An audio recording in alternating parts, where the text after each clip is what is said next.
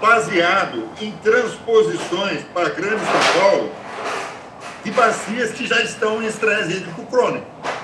A Grande São Paulo tem que pensar em procurar água no Oceano Atlântico, custe quanto custar.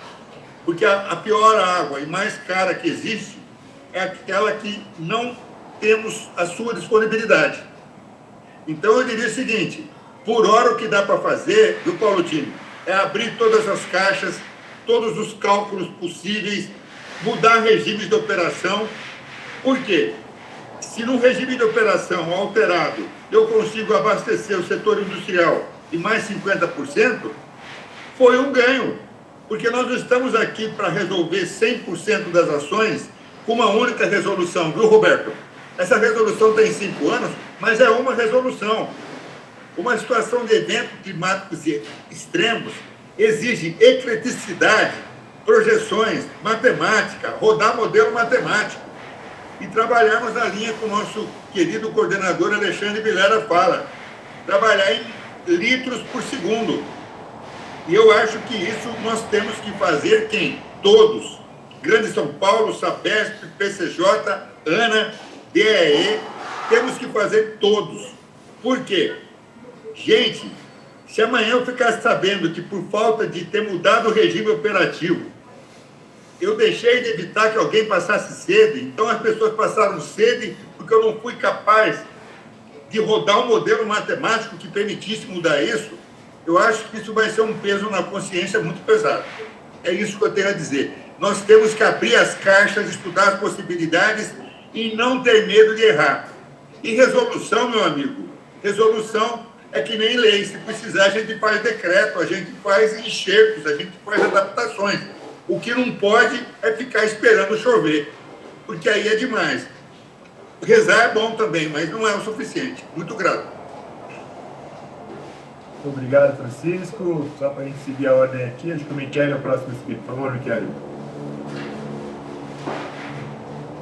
Está fechado seu microfone, Michele. Eu queria concordar com o Chicão e com o Paulo, porque isso é uma técnica que eu venho batendo há anos. Esse negócio de ficar na dependência de 5 litros para cá, 10 litros para lá, não dá mais, pô, não dá mais. A Grande São Paulo não tem como. Eles têm que procurar uma outra fonte. Essa fonte existe. O nosso aqui, o que a gente poderia fazer, já que falar na transposição, é aumentar a transposição do Igaratá. Vai diminuir, vai melhorar um pouquinho? Vai. Né? Porque o que representa o ponto de captação nossa para o Rio de Janeiro? Nada. Nada. Nós estamos tirando lá 5, 6 metros por segundo.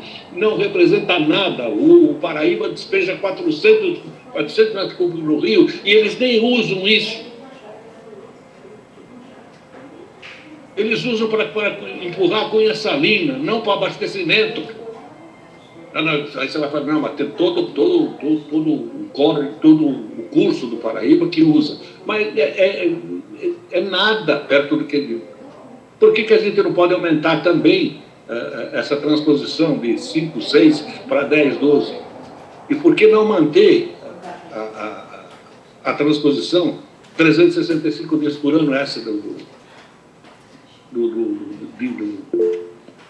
da represa de Vargem para nós aqui? Está na hora, não dá mais. Não dá mais, porque se em 1970 tivesse feito, tivesse trazido água lá da Baixada, não teria esse problema hoje. Chicão, parabéns para você. Paulo, parabéns para você. Vocês bateram onde eu venho batendo faz tempo. Está na hora de mudar, não dá mais. Nós estamos hoje, 2022, com uma seca pior que 2014, que a gente achou que era o supra-sumo. E, ó, tem mais. O ano que vem eu não sei como é que vai ser. E daqui 10 anos? Isso não é obra que se faça em 2 dias. Qualquer coisa que a gente vai fazer vai demorar anos. Eu não sei se a gente chega a estar lá, não. Está piorando todo ano, pô.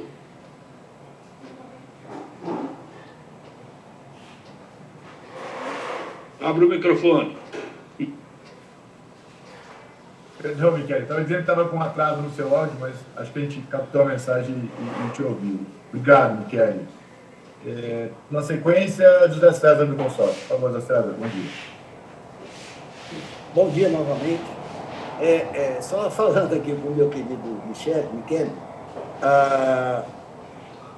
não dá para trazer 10 lá do coisa, viu, Michele? Por conta de, provavelmente, dos equipamentos, ou a vazão máxima permitida pelos equipamentos da transposição, pelo menos é o que a gente tem visto, escrito, é de 8,5 metros cúbicos por segundo. O que falta? Bomba? Põe uma bomba. Não sei. Não sei.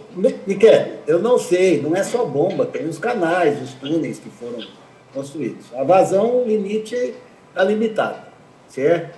Porém, Miquel, calma, filho, calma. Uma das soluções seria você trabalhar em vazões próximas ao limite durante todo o ano, né? Porque a vazão média limite para o ano todo é de 5,13. Então, isso poderia ser ampliado, etc. e tal, haja vista que este ano, a cota da represa de Igaratá está 1 metro acima do que estava o ano passado, certo? Muito bem. Outra coisa, o Alexandre, se você me permitir, eu tenho sugerir aqui a equipe técnica aí da agência, da sala de situação, busque fazer as continhas levando em consideração a média dos últimos 5 anos, de 2017, 18, 19, 20 e 21. Nas minhas contas simplórias aqui, é a que tem dado maior aderência ao ano de 2022, né? Então, seria interessante que o pessoal fizesse essa análise, né? E, segundo o meu imaginário, né, para este cenário de média dos últimos 5 anos, terminaríamos dezembro com 26,25% de armazenamento do volume útil, sendo que o ponto baixo seria 30 de novembro com 24,6%. Né? Então, é só essa a minha contribuição. Concordo com o que já foi dito por Francisco, por Paulo Tino e pelo apoio aí do Michele. E a gente também, na hora de pensar em termos de vazões estabelecidas pela outorga, nós temos que pensar, né, Roberto, vazões ecológicas. Eu acho que a Sabesp fez um trabalho exemplar, ela reduziu drasticamente a dependência do sistema Cantareira, com um trabalho fantástico. Então, e como o próprio Polga já disse lá no início da nossa reunião, a gestão da demanda é fundamental, né? A gestão da demanda é fundamental. Todos os municípios, as empresas de saneamento, as indústrias, todo mundo tem que melhorar o máximo possível a sua gestão de demanda, né? Porque só assim a gente vai poder ultrapassar esse período que promete ser bastante seco e não deve ser somente este ano, né? Então, nós não podemos pensar eu acho que a última alternativa seria a redução de vazão no ponto de controle ali de Valinhos, principalmente. Eu acho que essa seria a última alternativa a ser adotada, na minha opinião. Agradeço, muito obrigado, e estou à disposição, caso vocês queiram, posso encaminhar as planilhazinhas, os cálculos, as coisas. Grande abraço. Muito obrigado, José César. Acho que não temos ninguém inscrito, pelo menos por enquanto. Bom, acho que fizemos uma primeira rodada, né? Acho que aprendendo muito aí com a JAICA, né? A JAICA é uma entidade, né? A instituição que atua muito na prevenção e na convivência dos terremotos no Japão, né? Eles sempre nos ensinam que terremotos você não enfrenta, você convive, né? E acho que um pouco nessa linha, né, das mudanças climáticas, evidentemente tem muitas ações de mitigação, as ações de adaptação às mudanças climáticas, que vão desde ações físicas, evidentemente, passa por essas questões regulatórias também, né? Então, eu acho que a gente, evidente que tem um olhar aqui de curtíssimo prazo, né, de 2022, e as falas falam de 2022, mas claro, também no cenário, né, não só deste ano, e evidente dos próximos anos. O que nós fizemos no ano passado, do ponto de vista de resolver o ano vigente, vamos chamar assim, né, é uma comunicação da presidência dos comitês, exatamente colocando esses cenários e solicitando a criação de um espaço, vamos chamar assim, né, de união de todos esses atores, né, os órgãos estaduais, seja de Minas, né, não vamos esquecer Minas Gerais, porque a afluência no Cantareira, podemos fazer a conta que a gente quiser aqui embaixo, mas depende da afluência e, naturalmente, de São Pedro, né? Então, acho que o governo de Minas também aí tem um papel importante nessa questão da ocupação do solo lá nas cabeceiras, o governo federal, através da Agência Nacional de Águas, enfim, e os comitês de bacias, o Tietê, de São Paulo, de PSJ. Então, entendo, né, até um pouquinho isso que o Roberto falou, a gente já teve esse roteiro do ponto de vista, né, de fluxograma há 2 anos, e ele funcionou, né, conseguimos construir alternativas jurídicas, e, enfim, eu imagino que a gente deveria, né, seguir um pouco essa receita de novo, mas com essa provocação que o Chicão colocou, né, ou seja, de fato a gente colocar na mesa todas as alternativas e os ganhos e esforços de cada um, né, ou seja, e também já pensando um pouco o próprio período seco do ano que vem e o úmido, né, para quem se lembra, esse ano foi criado um grupo de trabalho no âmbito do governo do Estado, no início do ano, nós, como comitê PCJ, fomos convidados e... Desculpa, Miguel tinha fala? Desculpa, Miguel, só para concluir. E aí, esse grupo propôs, inclusive, alguns testes, como o Paulino colocou, no período úmido, reduzir para 9 da média diária, sem mexer na média móvel de 15 dias, enfim, né, tem aí um cardápio de possibilidades. Eu entendo, eu não sei se eu queria conversar um pouco com o grupo aqui, né, ou seja, no sentido de que a gente faria uma sinalização para a diretoria dos comitês, para a gente criar uma força-tarefa, vamos chamar assim, os envolvidos, né?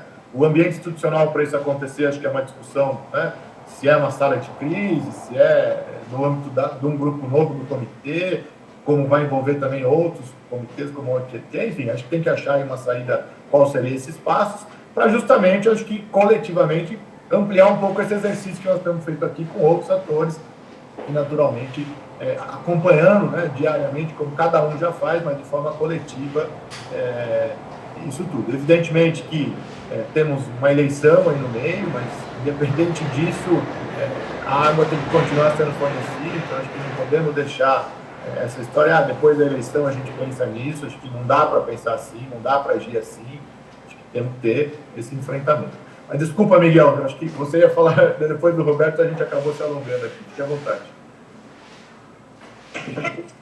Inclusive eu tinha declinado, eu não queria falar, mas agora, já que você abriu um espaço, eu vou falar. Fique à vontade. Primeira coisa, eu achava que devia colocar ali um cenário altruísta ali, né? Pelo menos as chuvas na média, né? Precisa ser acima da média, pelo menos na média ali, para a gente ter um pilar de análise, né?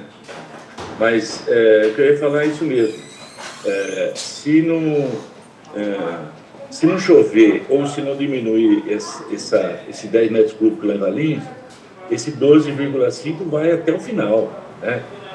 Mas, sendo altruísta, nós vimos hoje mesmo que o Jorge já previu chuva, né, no final de setembro, pelo menos. Então, acho que esse cenário pessimista não vai se concretizar, né? Mas eu só estaria, colocasse ali pelo menos um cenário altruísta, não exagerando, colocando chuva na média, por exemplo, né? Estou vendo na média até 30 de novembro. Mas eu concordo plenamente com o que o César falou, né? A situação de hoje, se não abaixar aquele 10 metros cúbicos ali em Valinhos, nunca vão conseguir diminuir a vazão de 12 e 25 se não chover, ok? Era só isso. E outra coisa, eu acho que está havendo uma confusão, que eu estou confuso, né?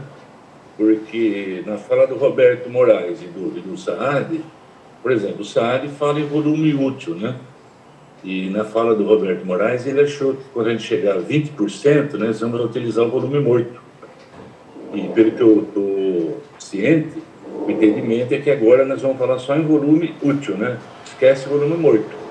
Só essa confusão que eu estou vendo aí na discussão. Só isso. Obrigado, viu, Alexandre? Obrigado, Miguel. Já passo para o Roberto esclarecer essa questão, né? Só sobre essa questão dos cenários, né, Miguel? De fato, a gente sempre trouxemos aí o pior, talvez por falha nossa não tenhamos trazido os outros, mas a gente sempre trabalha com 3, né? Ou seja, um pessimista, um no meio e um otimista, né?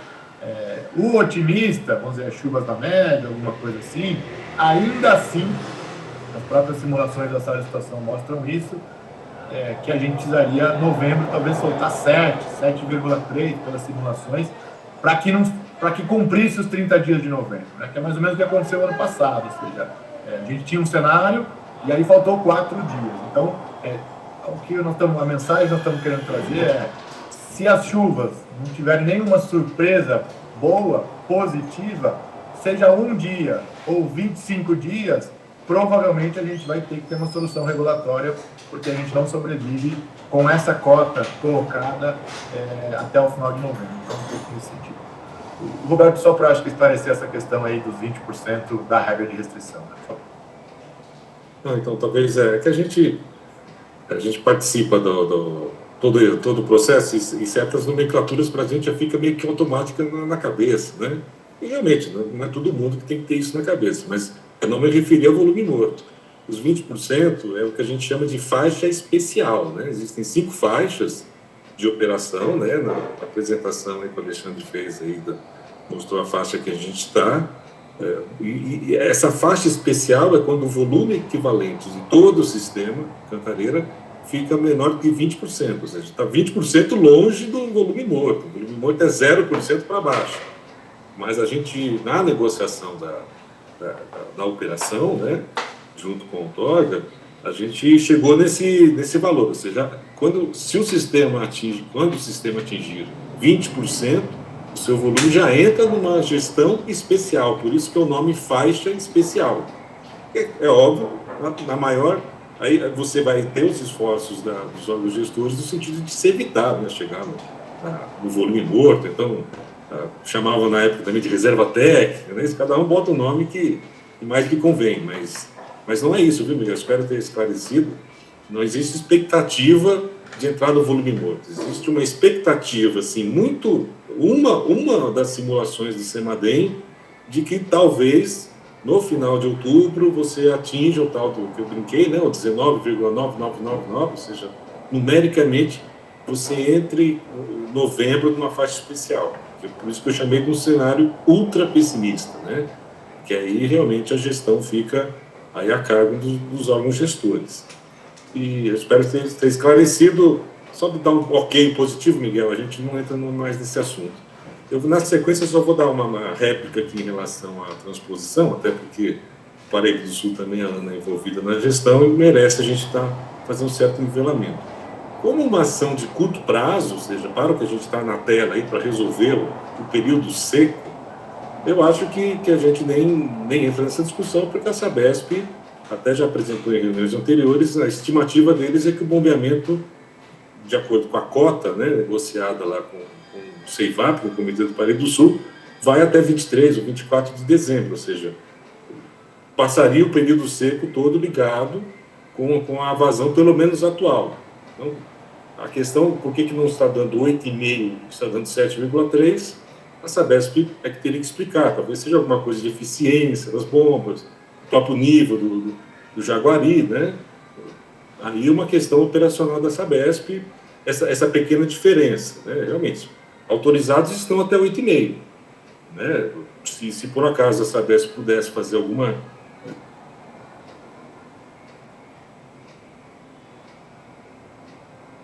porque a gente estaria mantendo essa água no período seco nessa transposição, uma coisa autorizada. Mas, como eu falei, não estou aqui nem... estou dando só uma cutucada na Sabesp de leve, né? Assim, no sentido que tem 1,2 metros por segundo aí, que está entre o autorizado, né, pelo DAE, que é 8,5 de máxima, e o que está sendo praticado hoje, que é 7,3. Quem sabe, numa próxima reunião, a Sabesp possa trazer algum detalhe operacional. Existe uma relação, o volume que foi também negociado para essa transposição, independente do que foi colocado, se isso impacta, quanto impacta ou não impacta, isso foi uma discussão lá do comitê. Eu acho que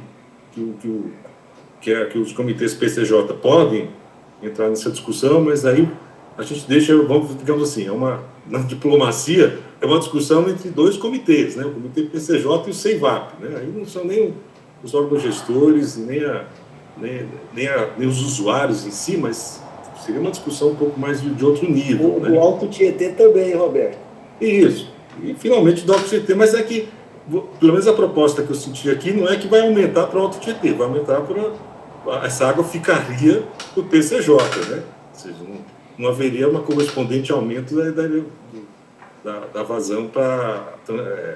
depois da vazão que é transposta do Atibainha para o Paiva Castro, né? Pelo menos é o que eu estou sentindo aqui, né? Esses detalhes, mas a princípio, quando a proposta que está sendo, vocês ventilaram, assim, que eu senti seria assim, vamos aumentar, para aumentar a segurança hídrica das bacias PCJ, não da captação lá na elevatória Santo Inês. Aí que entra essa questão, né? A Sabesp também provavelmente vai entrar com outro lado que a gente tem que pôr na mesa, que é a questão dos custos, né? Ela já foi, esse 5,13 vem do macrometrópole, né? Já é uma vazão média anual que foi estudada no macrometrópole, até por causa dessa precisão do 0,13, né? Que sempre fica na dúvida, porque o número veio lá do pessoal, veio do estudo que foi feito na macrometrópole, né? E um eventual aumento dessa vazão média, ele envolveria essa questão de operacional e em relação a custo, né? A gente tem que deixar deixar isso na nossa mente. A Sabesp tem um custo já previsto para os 5,13. A gente sabe que essa transposição não é uma coisa barata, né? Vence um desnível grande, né? Roberto, dizem que esse custo aí de energia elétrica é insignificante, próximo do benefício. Foi dito na reunião do consórcio do dia 31. Isso, bom, se eles falaram isso, é ótimo, né? Então, aí talvez facilite muito mais a negociação. Não foi a Sabesp que falou, foram pessoas que detêm o conhecimento. Tá bom. Então, existe essa alternativa, né? Essa possibilidade, digamos, de caminhar para uma questão dessa. Mas aí tem essa questão, depois que eu falo, que é a questão da negociação com a bacia do Paraíba do Sul, né? Dependente, são só 40 hectômetros a mais, são só 50, mas é que a água, se nós estamos tratando de litros por segundo aqui, o Paraíba do Sul também tem, né, as suas dificuldades, o clima é muito parecido, né? A gente não está falando da transposição da região amazônica, não é nada disso, né? Não são regiões tão diferentes. E uma questão mais institucional, só para deixar para vocês como nivelamento, né, para no futuro iniciar essa discussão, é que a gestão, né, da energia, como até o Chicão lembrou, dessa questão, não sei se foi o Chicão, mas a respeito da Sabesp, né, adquirir ali a represa do Jaguari, né, assim, a operação, é que no processo de privatização da CESP, e quando a gente negociou isso em 2014, 2015, era a CESP que detinha a concessão de Jaguari, né, lá do Paraíba do Sul. E com a privatização, isso saiu, digamos assim, da esfera da governabilidade do governo de São Paulo, né, do Estado de São Paulo. Então, isso foi para a Votorantim, né, e a Votorantim, por motivos eles abandonaram o Jaguari, ou seja, em si da concessão, a Votorantim não opera mais. Hoje, o Jaguari está numa operação especial, numa concessão temporária para Furnas, né? Então, Furnas está mantendo ali, a ANEEL, digamos que paga, né, esse custo operacional, até uma decisão a respeito de uma possível aí, uma próxima licitação, né, desse potencial hidrelétrico. Então, essa é a situação, ou seja, realmente estamos numa situação transitória. Paraibuna também está mais ou menos nessa situação, que Paraibuna é o grande reservatório que compensa essa transposição, né, lá no Paraíba do Sul, né, a Votorantim, que hoje ela mudou o nome lá para Auren, então vai estar fazendo operação até o final do ano, sujeito aí a uma nova licitação. Ou seja, eu só quero mostrar que o ambiente assim, institucional, né, da gestão desses reservatórios do Paraíba do Sul também está em grandes alterações, tá? Então, cara, é sempre momentos, como diria o Alexandre aí, a fazer algum ditado chinês aí, né? A crise é uma oportunidade, alguma coisa assim, né? Então, se você tem esses movimentos, realmente é uma hora dos comitês PCJs enxergar essa situação e ver o melhor momento, né, de entrar aí numa negociação para a gente repactuar essa questão dessa transferência de água. Mas, a princípio, para o que está projetado, ou seja, para o dia 30 de novembro, isso não traria não traria nenhuma diferença, né? Porque a Sabesp está programada para continuar transferindo. A única coisa que a gente poderia levantar, talvez aqui a Câmara Técnica solicitar um pouco mais de esclarecimento para a Sabesp, é o porquê que está 7,3, né? Mas deve ser alguma razão operacional, muito simples, não deve ser nenhuma decisão assim traria talvez um nivelamento para a gente saber que a coisa está de acordo com uma curva, né? Uma curva de bombeamento do próprio reservatório, do próprio sistema, né? Porque eu acho que são esses pontos, não sei se tem mais alguma questão, e a questão, como disse o Saad, né? A gente entende que os 10 metros cúbicos por segundo, eles estão na pedra aí, né? São de difícil negociação em função das captações, em função das condições, mas a gente tem essa questão. Na apresentação dele aí, você tem aquela vazão que ele apresentou, 7, alguma coisa, ou seja, que a decisão que se teria que se tomar, a princípio hoje, pensando só na cota, né, era diminuir a vazão média de 12,25 para 7, alguma coisa que ele apresentou. Então, quer dizer, ao se manter 12,25, a CTMH está colocando que nós precisamos manter o outro lado, que é o 10. Aquilo que o pastor chamava de paradoxo, não é isso? Quer dizer, nós temos dois paradoxos. Tem um volume que a CTMH tem que ficar correndo atrás, que é o 158. Se eu falei 162, é porque eu confundi para aí. O 158 e os 10. Né? A opção, a princípio, que a gente tem observado, é de manter os 10, né? E de estar criando essas condições aí, de estar discutindo o 158 ao longo desses próximos 2 meses. Muito obrigado, Roberto. Deixa eu ver se tem mais algum inscrito. Bom, para a gente encaminhar até o nosso horário, né, evidente que encaminhar no sentido não de encerrar a discussão, né, dizer que os 158, os 10 estão na pedra e de fato estão na pedra, né, basta passar na margem da rodovia Dom Pedro e olhar o Atibaia, você vai ver exatamente muitas pedras, portanto o 10 de fato, vamos dizer, é aquela que permite um nível mínimo ali, principalmente para esse trecho final, seja nos aspectos qualitativo e quantitativo. Bom, senhores, vamos dizer, essa conversa, evidentemente, que houve uma demanda da Secretaria Executiva para que a gente fizesse, embora a gente, claro, faça isso diariamente, mas a gente se aprofundasse nessas questões e fizesse um retorno para a diretoria dos comitês, fazer essa avaliação institucional, como o Roberto colocou, até sugiro aqueles que queiram se aprofundar um pouco na questão do Paraíba do Sul, né? Existe lá a sala de acompanhamento, está no YouTube disponível as reuniões, inclusive, desde a integração, outro dia eu assisti uma das reuniões, acho que diria que quase 30% do tempo a discussão foi sobre o PCJ. E agora nós estamos aqui discutindo o Paraíba. Veja que, de fato, há uma integração muito grande, e, claro, a Grande São Paulo também nessa história. Então, houve uma demanda da Secretaria Executiva para que a gente fizesse uma primeira rodada de avaliação de possíveis encaminhamentos e que houvesse um relato, né, dessas posições para a diretoria dos comitês. E claro que, em relação à cota especificamente, né, se a gente seguir o fluxo do ano passado, na reunião de outubro a gente deliberou pelo encaminhamento, né, do ofício para os órgãos gestores, no sentido de falar, olha, agora a gente já tem um cenário mais claro das chuvas ou não chuvas de setembro, uma previsão com mais precisão, que aí já vão faltar 45, 60 dias para o término do período seco, né, já que estaremos no começo de outubro, a reunião de outubro é dia 5, e aí a gente sinalizaria claramente qual é o cenário para esse ano especificamente. Agora, nós não podemos esperar chegar, como todos a consenso, simplesmente aguardar São Pedro fazer a sua lição de casa, né? Até porque as telepatias com São Pedro não são das mais favoráveis. Então, eu não sei, eu coloco um pouco para apreciação, Rafael da Sabesp está pedindo a palavra, eu já passo, mas só para pensar enquanto a Sabesp se manifesta, no sentido de que a gente faria um relato, né, para a Secretaria Executiva, naturalmente para a diretoria dos comitês PCJ, relatando esses pontos de vista diferentes, e que desde já, a gente construa um espaço, né? Aí, de novo, não sei se é uma sala de acompanhamento, se é... Enfim, aí a diretoria do comitê que vai ter que olhar esse olhar mais institucional.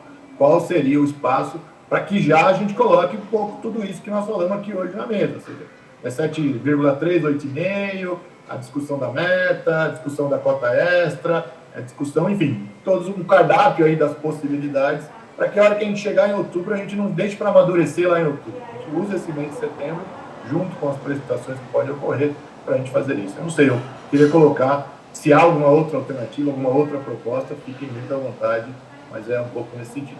Enquanto todo mundo pensa, vou passar a palavra para o Rafael da Sabesp, que tinha solicitado a palavra. Por favor, Rafael.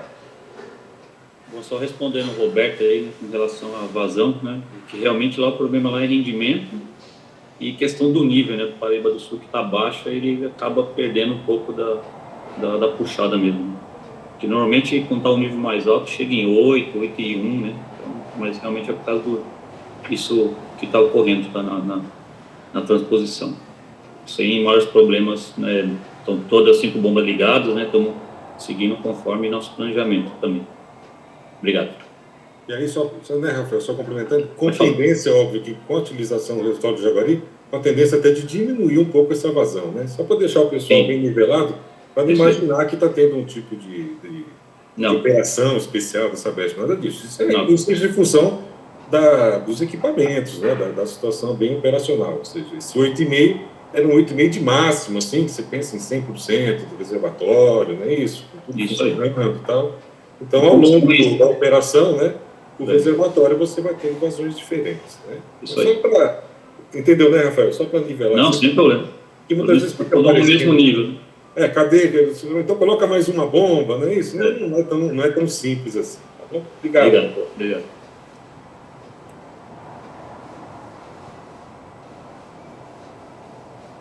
Perdão, o microfone estava fechado aqui, não? Obrigado, Rafael, pelos esclarecimentos, Roberto. Ou seja, claro, a transposição é mais um item aí no cardápio para a gente discutir, né? Ou seja, de fato, o que é possível, do mesmo jeito, se apertar lá, quanta gota sai a mais, se a gente apertar a redução da demanda aqui, o que dá para apertar mais, acho que é um pouco se a gestão é compartilhada, os esforços têm que, claro, serem compartilhados, o PCJ nunca se furtou a deixar de fazer a sua parte e compreender, evidentemente, os esforços, e reconhecer, mais que compreender, reconhecer os esforços dos demais. Bom, eu gostaria então, Paulo Tinio, me ajude aí na condição de colocar essa proposta no sentido de não veio como uma delegação para a gente deliberar algo aqui, né? Sim para que uma consulta da diretoria dos comitês, para que a gente fizesse uma análise situacional, ouvisse a Câmara e levasse subsídios para os encaminhamentos que a diretoria dos comitês fariam aos órgãos gestores, aos usuários, a quem quer que seja, né? Então, não sei, Paulo, me ajude também na condição. Chicão, se tiver alguma proposta alternativa e complementar, seria um pouco nesse sentido de já